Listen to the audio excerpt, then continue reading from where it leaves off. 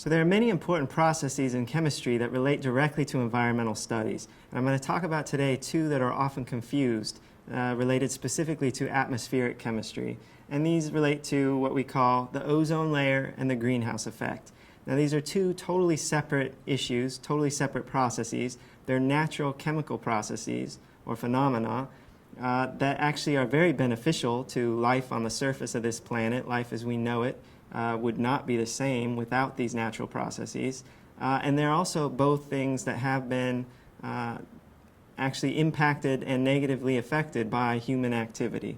So we're going to walk through a bit of the chemistry itself and then look at how these things have been impacted by human activity. Before we can talk about these specifically, we need to talk a little bit about what the chemistry of the atmosphere is, what's in the air that we're breathing in and out. It turns out the vast majority of the air that we're breathing in and out is just nitrogen. This is two nitrogen atoms bound together to form an N2 molecule. It's not very reactive. We breathe it in, we breathe it right back out. It doesn't do much. And actually that makes up about 78% of the air that we breathe, the air around us making up the atmosphere. Percent is an interesting unit to describe things like this. Percent we use to describe all sorts of things, and it works very well. Percent actually means part per 100. So in 100 parts here, we see 78 would be the nitrogen. That's most of the air. You know that we need to breathe oxygen. Oxygen actually only makes up about 21% of the air around us. So 21%, that oxygen is actually two oxygen atoms bound together to form an O2 molecule.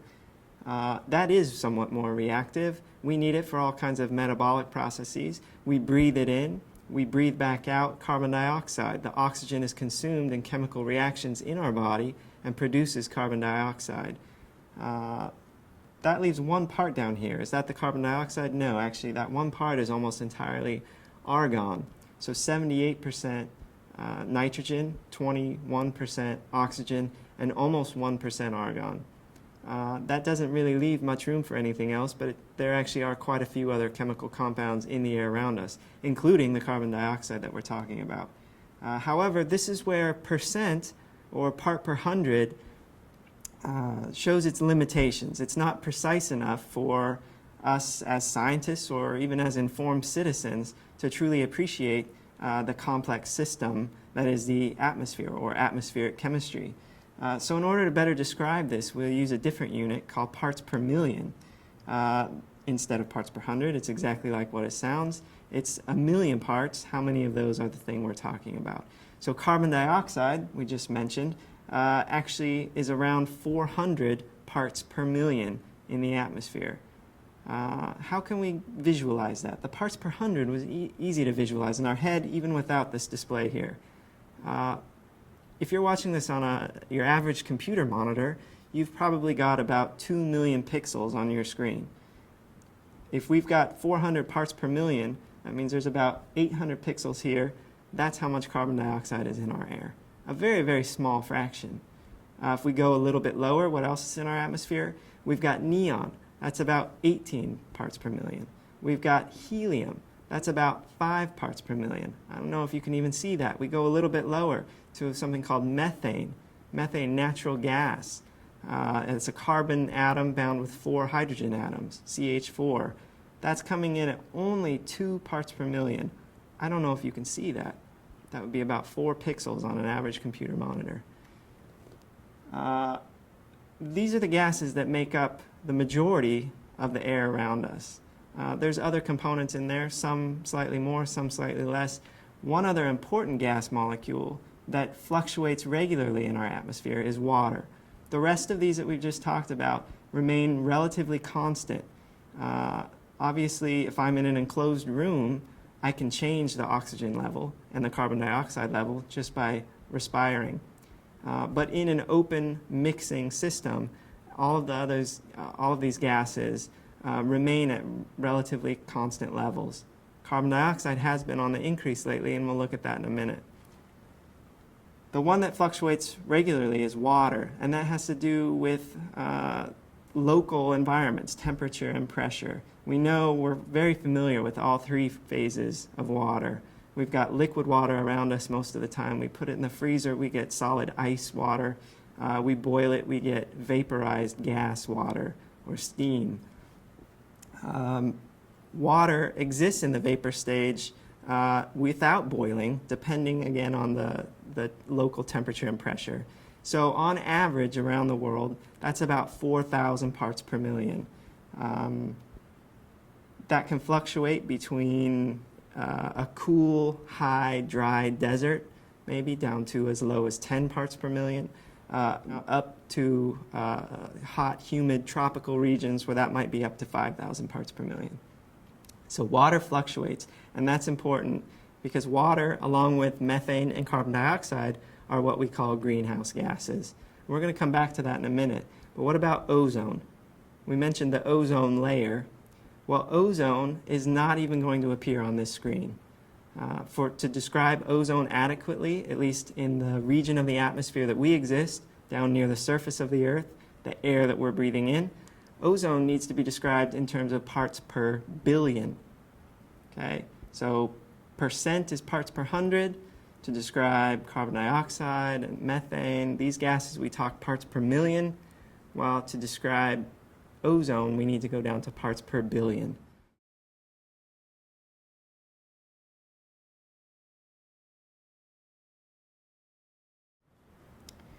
Ozone is actually an industrial pollutant that exists at low levels on average around the world, but in increased levels in some of the more industrial or polluted cities on the Earth.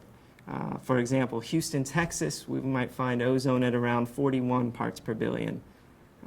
Mexico City might be up around 125 parts per billion. It's very low, and this is good because it's toxic to us. It causes all sorts of respiratory ailments, and we don't want it nearby or in the air that we're breathing. That being said, you've probably breathed in a good heavy dose of ozone without even realizing it.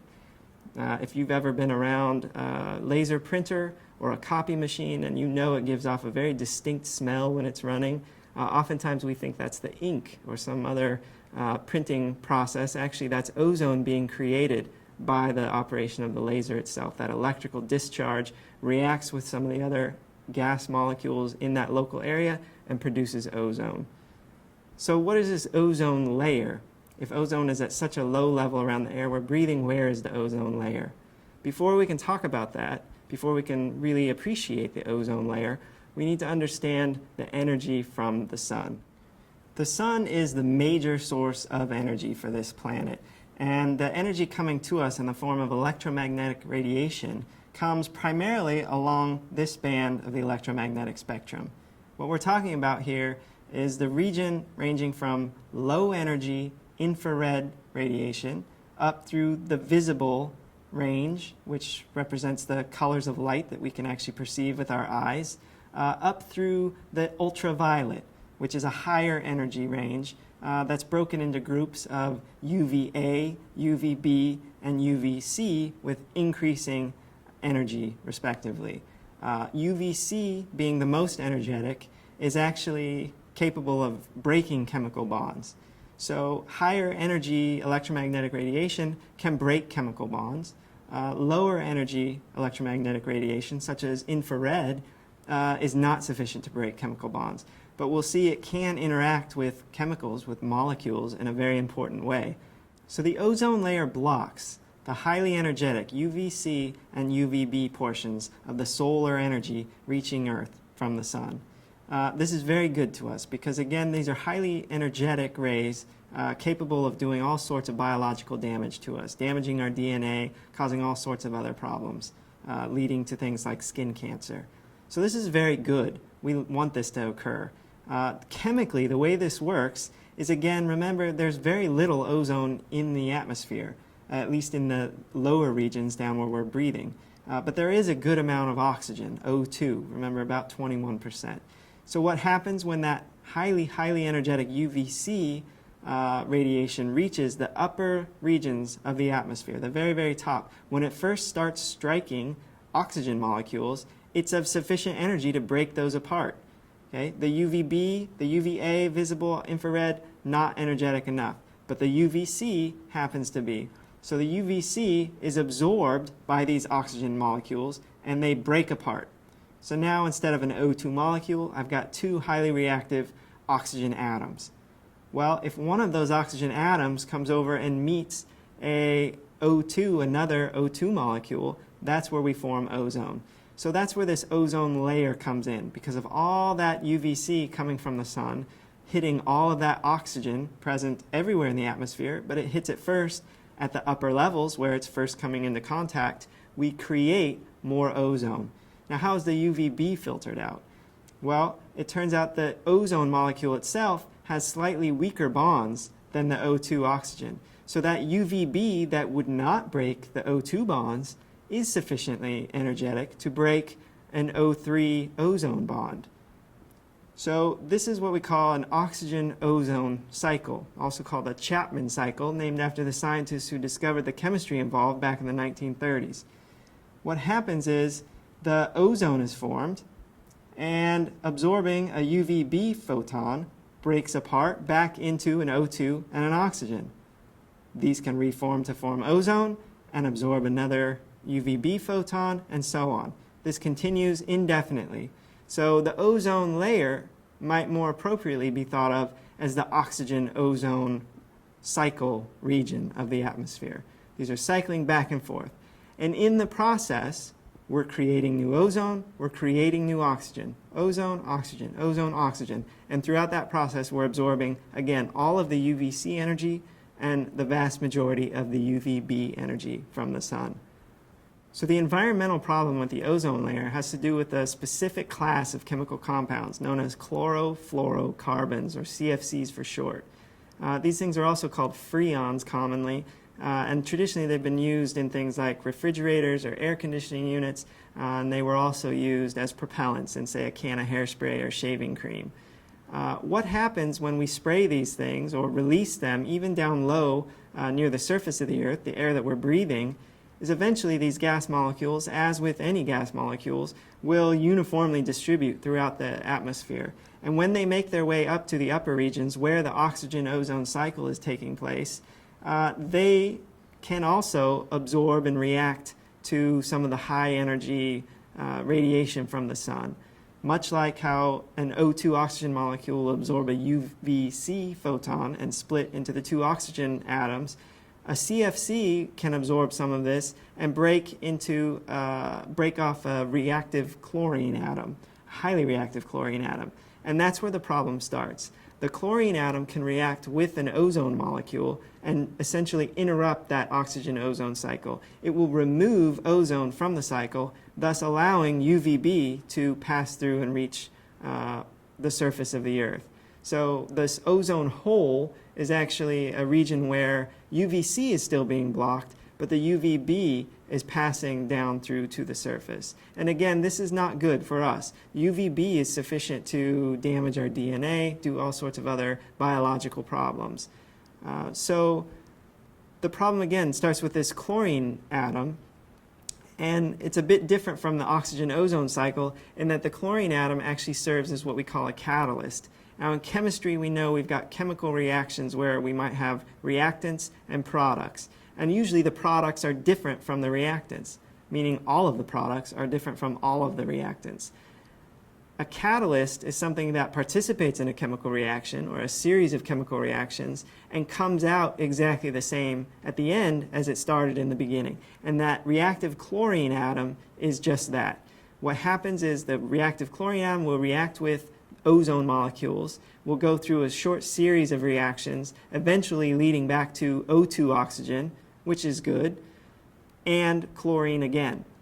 What happens with that chlorine again? It will react with another ozone molecule, and this will just repeat, repeat, repeat. It's estimated that a single CFC molecule splitting off a chlorine atom can be responsible for the destruction of up to 10,000 ozone molecules. So we can see pretty quickly how even a small amount of these CFCs released into the atmosphere can do a tremendous amount of damage to the ozone layer simply by depleting ozone.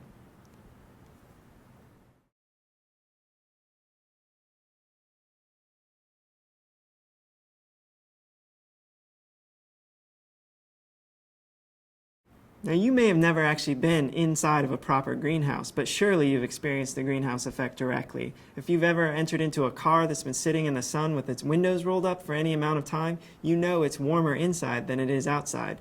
Now, this happens because the light from the sun passes through the glass of the windows and heats up the interior. We're talking here, of course, about the visible light, the UVA, and whatever is left of the UVB that hasn't been filtered out by the ozone layer.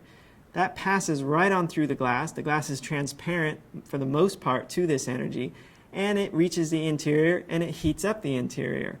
If you were to touch some of those objects inside, maybe the steering wheel, the dashboard, the seats, you know these things are very hot or can get very hot. Once they're heated, they re-radiate out some of that heat in the form of infrared radiation. This infrared travels back out and heats up the air inside, but does not pass back through the glass. So it's trapped inside. More light keeps entering in, but for the most part, that infrared is trapped inside. It might heat up the glass windows, and eventually you'll reach some kind of equilibrium where the car itself is radiating out heat, and its energy is coming in, keeping the inside warm. But that's the greenhouse effect. Light is coming in, or some form of energy comes in, is transferred into some other form of energy which cannot leave as efficiently as the energy entering. So the internal temperature, which temperature is just a measure of heat energy, increases relative to that outside of the system, outside of the car, outside of the greenhouse. So when we step outside of the hot car, that same process is happening all around us, but in a slightly different way and on a much larger scale. The electromagnetic energy from the sun is still striking the surface of the earth, which then is heated and then radiates infrared energy back out. But instead of a large window or a piece of glass trapping that heat energy in, we have greenhouse gases in our atmosphere that essentially do the same thing. So you'll recall that the major greenhouse gases we've discussed, that would be carbon dioxide, methane, and water vapor, occur at very, very low levels in our atmosphere. Remember, carbon dioxide is only at 400 parts per million, methane is down just below 2 parts per million, and it might seem odd that these molecules at such low concentrations could be responsible for holding in and trapping this heat energy, as opposed to a sheet of glass, which is a uniform covering over a system.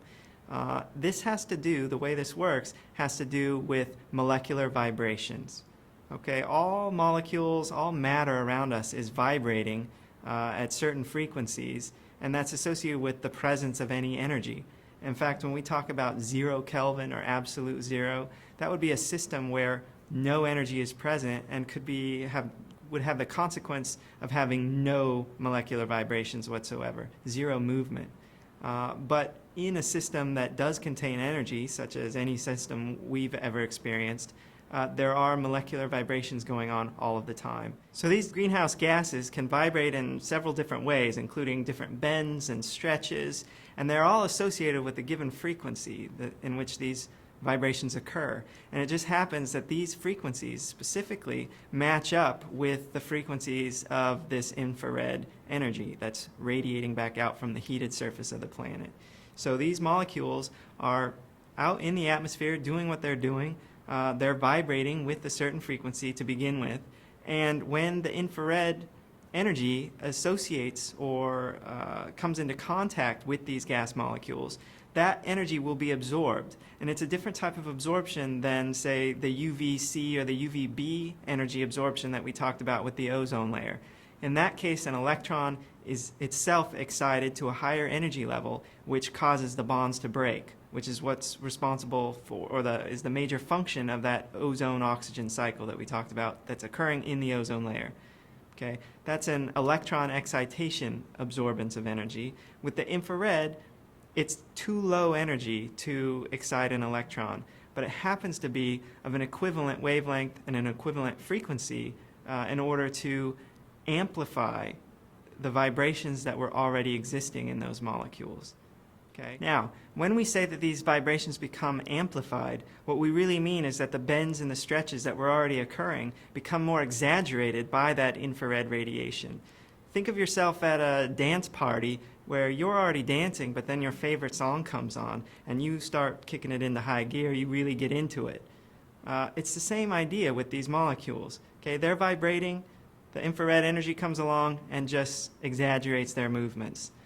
So how does that trap in the heat, or how does that heat up the atmosphere? Again, we're talking about very, very low percentage, parts per million of the gas molecules. The nitrogen, the oxygen in the atmosphere, these things are not directly absorbing the infrared radiation. It's not associating. They're vibrating as well, but at different frequencies that are not affected by the infrared radiation. So what happens is that as these greenhouse gases become more exaggerated in their vibrations, the gas molecules are flying around, they're bouncing off each other, but these greenhouse gases become more energetic because they've absorbed that infrared radiation. So as they're more energetic, moving around, vibrating, they start bumping into the nitrogen and the oxygen, these other atmospheric gas molecules that were not directly absorbing the infrared. And as they get knocked into, they absorb a bit of that kinetic energy, and they become more energetic themselves. And that sum of all of these interactions leads to a higher heat energy component of our atmosphere. It's trapping in that infrared and holding it in the form of this sort of kinetic activity, okay, which is essentially heat energy trapped in our atmosphere. That's the greenhouse effect on a planetary scale. It's very much the same thing that's occurring inside a hot car or an actual greenhouse. Again, instead of glass plates allowing that transparent energy from the sun to pass through, trapping the infrared, we have an atmosphere that's letting the transparent energy come through. Again, except for that UVC and UVB that's being absorbed and blocked at the ozone layer. That's coming down to the surface, heating up, and then that infrared, the IR energy, is being trapped by these greenhouse gases, which then transfer that kinetic energy to all of the other gas molecules around them.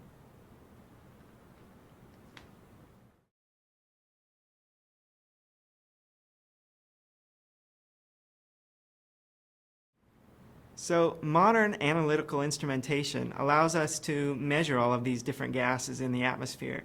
And in fact, we've been continuously monitoring things like carbon dioxide since about the late 1950s. So we have a really good idea of precisely how much of this is in our air at any given time. How do we look back before that to know how much carbon dioxide was in the atmosphere, say, 1,000 years ago or 100,000 years ago? We do this by looking at ice cores. When water freezes into solid ice, little tiny pockets of air are trapped inside. And if we can find ice that formed a long time ago or at any given time in the past, we can open up very carefully those air pockets and measure the contents inside, much the same way that we monitor the air around us right now. So when we look at the ice cores over the last 1,000 years or so, we see that the carbon dioxide levels in the atmosphere never exceeded about 275 to 285 parts per million. That is up until about 150 years ago, when that level started rapidly increasing up to the 400 parts per million that we observe today. And that number is still increasing all the time. There are no absolutes in science, but when thinking scientifically, we need to look for the most plausible explanation for any given observation based on the evidence we do have. And if we try to think about where that carbon dioxide came from, we have a couple of options. The first could be geological processes, volcanic emissions or other similar processes. We know that these have been responsible for major changes in carbon dioxide levels in the past. Right? The Earth is several billion years old. These things have happened in the past, and they will happen again in the future. But we do have a pretty good historical record of geologic processes or volcanic processes that have been occurring in the last few hundred years. And there have been no major, massive eruptions or emissions that would be responsible for contributing that much carbon dioxide to the atmosphere. Again, a change in 100 parts per million of atmospheric gases might seem like a small change, but really when you think about how massive our atmosphere really is, that is a lot of carbon dioxide molecules. So we would be aware if there was any volcanic activity responsible for such a change like that.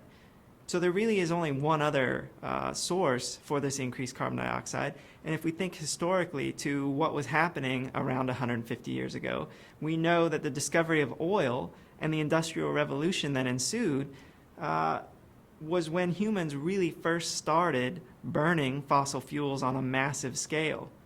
And if we look at the basic combustion reaction for hydrocarbons, we see that the combustion of any hydrocarbon produces water and carbon dioxide. If we look at something, for example, the simplest hydrocarbon, methane, again, natural gas, methane itself a greenhouse gas. We burn one methane molecule with two oxygen molecules. They react together to form a carbon dioxide molecule and two water molecules. For every one methane, we produce one carbon dioxide. Let's look at something a little bit heavier, say nonane, for example, a long chain hydrocarbon, something that might be present in, say, diesel fuel. We see that in this case, we burn one nonane molecule, C9H20, with 14 oxygen molecules, and in this case, we produce 9 carbon dioxides plus 10 waters. We see as we go up in carbon number of these hydrocarbons, we produce more and more carbon dioxide. This makes sense chemically. This is simple stoichiometry here for these very simple chemical reactions. So we know that as we burn these hydrocarbon fuels, we produce carbon dioxide. And we have a decent idea about the level of human consumption of hydrocarbons over the past 150 years. We know that as industrialization has taken over the planet, taken over civilization, many great things have come of that, right? The luxuries and the life we enjoy today is a direct result of that. At the same time, we know that there are costs to this industrialization. And the most basic cost is fuel cost. And our most common source of fuel are hydrocarbons. So the more we're burning, the more we are emptying into the atmosphere. And so that is why the carbon dioxide in the atmosphere has been increasing over the past 150 years and is still increasing today. Now, as that increases in the atmosphere, we have the potential for more heat retention. Again, the infrared radiation radiating back out from the heated surface is interacting with the greenhouse gases in our atmosphere. But again, they're at low concentrations, say 285 parts per million 500 years ago, 400 parts per million today.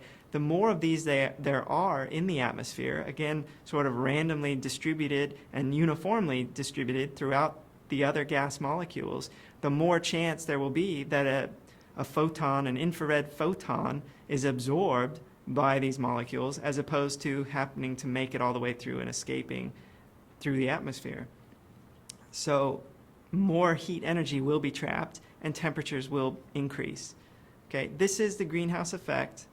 This is not disputed in any way. We burn hydrocarbon fuels, we create carbon dioxide into the atmosphere. This is scientific fact. More heat energy is being trapped. This activity is what's led to this model known as anthropogenic climate change. Now, this is something to be discussed in the future and separately, but the basis for anthropogenic climate change is this greenhouse effect. Okay?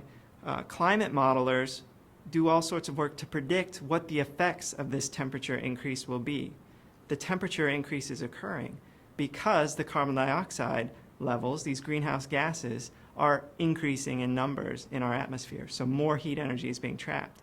Now, what effect this increased energy in our atmosphere will ultimately have on things like global climate or local weather systems or life on the surface of the Earth, that ultimately remains to be seen. But there are a few principles from general chemistry that should give us some cause to be concerned. We are consuming hydrocarbons, producing carbon dioxide, but as this continues, there are other sources of carbon dioxide and methane that will be released. Part of this has to do with the principle of solubility of gases in a liquid. This might be counterintuitive, but as a liquid is cooled, gases become more soluble. And as liquids are heated, gases become less soluble. So our oceans contain lots and lots of dissolved carbon dioxide. In fact, they are the major source of storing carbon dioxide on our planet. There's more carbon dioxide in the oceans than there is in the atmosphere.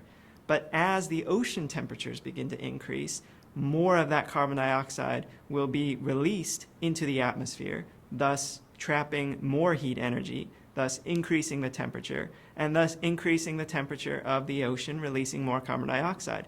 This is what scientists refer to as a runaway scenario, where we have a positive feedback loop releasing more and more carbon dioxide. You're probably familiar with this phenomena. You know that if you open, say, a 2-liter bottle of pop, when it's warm, it will go flat more quickly than if you had waited until it was properly chilled to open it. Go ahead and try it. Buy a couple pops and see, by cooling some or leaving them at room temperature, warmer solutions will release more dissolved gas molecules. Now, the other issue we need to be concerned about has to do with methane trapped in the frozen permafrost near the polar regions of the planet. It's trapped there right now, and as temperatures are increasing, and this is starting to melt, and we can see that what has always been considered permafrost, permanently frozen, is now beginning to melt. And as it does, this methane is being released up into the atmosphere. Now, we know methane is at many, many times lower in concentration than carbon dioxide, going from 400 parts per million for CO2 down to about 2 parts per million for methane. But we also know that methane, because of the different chemical bonds associated with that CH4 molecule, there are different bends and stretches going on. And actually, methane is about approximately 20 times more efficient at trapping this heat energy than carbon dioxide. So we're very concerned with carbon dioxide now, but in the future, we may become even more concerned with methane in the atmosphere as it begins to be responsible for trapping more of this heat energy. It may become the major greenhouse gas.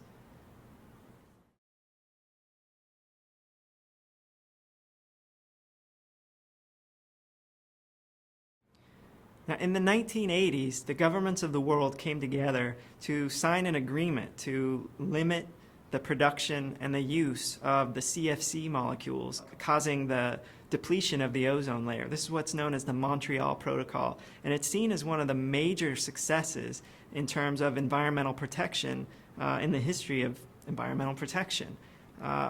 Once this was enacted, we immediately saw a drop in the CFC levels in the atmosphere, and we began to see these holes in the ozone layer start to close up. Now, there are still holes, but they are definitely smaller than at the peak of this CFC use. So this is a major step that was taken to correct this action. When we talk about the greenhouse effect and how that's related to this global climate change, it remains to be seen what can be done. The major steps, what scientists are generally advising that we try to do, because it is essentially the only thing we can do, is to limit the CO2 emissions into our atmosphere. We've already increased by over 25% in the last 150 years that CO2 content. There's no feasible way or conceivable way based on current technologies to remove that CO2 back from the atmosphere. It's there. Global mean temperatures have increased. They probably will continue to increase sometime. Our best strategy right now is to limit that continued increase of carbon dioxide. Now, in order to achieve meaningful reductions in carbon dioxide emissions, drastic actions need to be taken, akin to those that were taken according to the Montreal Protocol. And this is where the Kyoto Protocol that you may have heard of was the first step in that direction. Large-scale changes need to occur, which leaves me and you wondering often what it is that we can do in our daily lives. And the first step is to just be more mindful of the energy that we do use, that we consume. We can be more efficient with our energy use. Now, it really requires little more than the principles of general chemistry to understand and appreciate things like the oxygen-ozone cycle in the ozone layer, or the greenhouse gases trapping and retaining heat energy. These are very important environmental issues, and they're not at all the only important environmental issues. But important decisions and important actions are being taken related to these. And these are things that will affect not only the world that we live in, but the world of our children and our grandchildren and so on.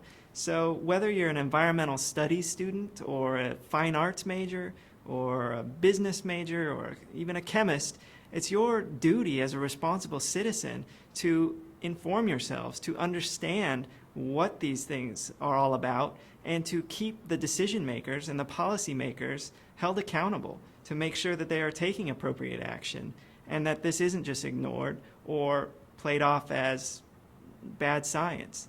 This is good science. This is simple science.